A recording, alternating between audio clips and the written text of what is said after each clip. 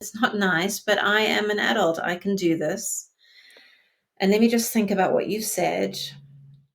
And then when I feel ready, I will respond. And because we're just sitting here and taking our time, I can also sort of trust that as I respond, my partner is going to listen to me because they're going to have to pause and then respond to what I've just said. And then suddenly this thing of trust also begins to build, because something I observe with clients when they are arguing or going through conflict is the trust immediately goes.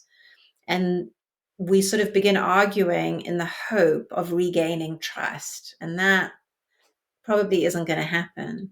Whereas slowing things down, pausing, and then creating this very gentle exchange, sometimes with very big emotions and on very difficult subjects, I don't know, it creates a very cool atmosphere of respect and time and value and trust. And that for me goes a very long way. Wow, that's an awesome answer, because somebody once said to me, is I think it was on Instagram, to treat yourself like somebody you loved. You wouldn't let your inner critic speak to yourself the way you do it. And then as I started thinking about it, I was thinking, it's a lot like a friendship.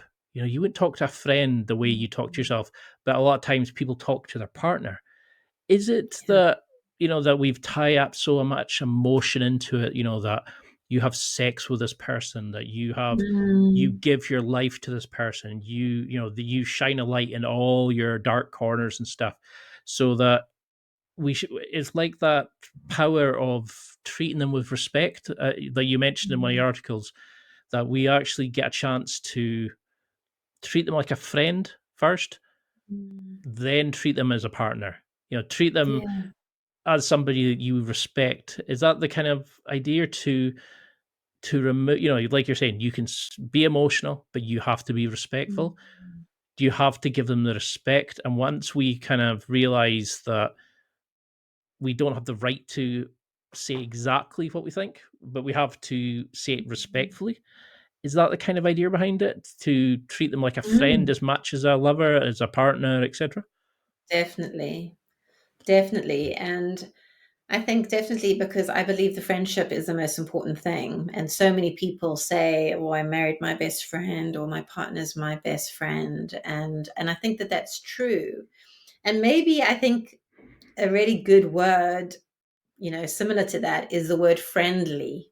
Hmm. I think let's just try to be friendly to each other. We can be good friends and we can have friendship, but I think something that sort of guides our behavior is this friendly? Am I being quite friendly right now? But I really